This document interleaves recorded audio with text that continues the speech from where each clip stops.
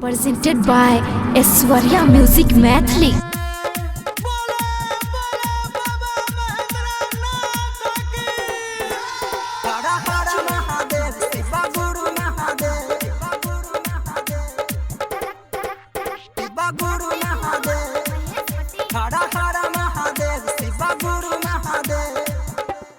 धरती गगन में आशा भागा हो मन में, भागा हो मन में, भागा हो मन में। धरती गगन में भागा हो मन में, बसल रहेला हर धड़कन में। इनके बाद दुनिया जहान, अरे अलगे अलगे रूप में रहेला रहेला। भोले शंकर काशी देव देव, हर हर महादेव शिव गुरु महादेव, हर हर महादेव शिव गुरु महादेव। धरती गगन में आशा भागा हो मन में, आशा भागा हो मन में, भागा हो मन में। धरती गगन में सब भागा हो मन में, बसल रहेला हर धड़कन में।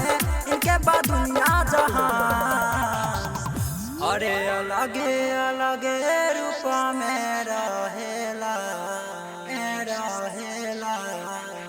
भोले शंकर काशी देव देव, हर हर महादेव शिव गुरु महादेव, हर हर महादेव शिव गुरु महादेव।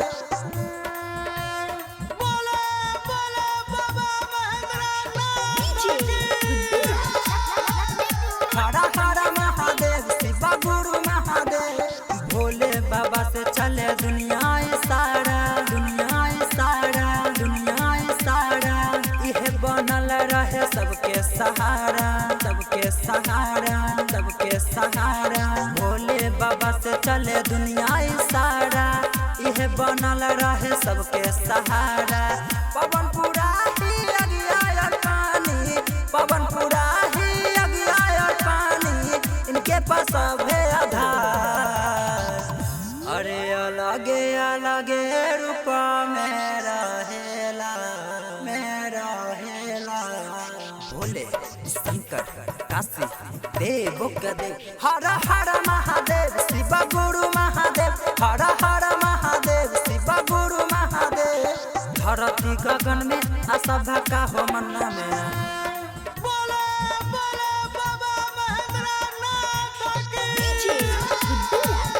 हर हर महादेव शिव गुरु महादेव।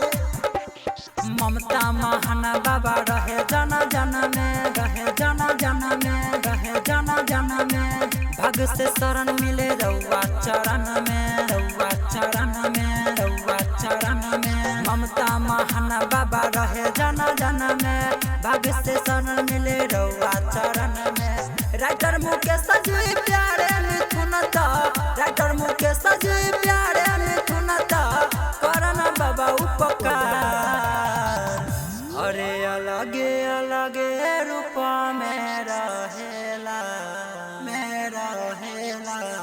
भोले शंकर काशी देव देव, हर हर महादेव शिव गुरु महादेव, हर हर महादेव शिव गुरु Mahadev. Aishwarya Digital Recording Studio, Samastipur.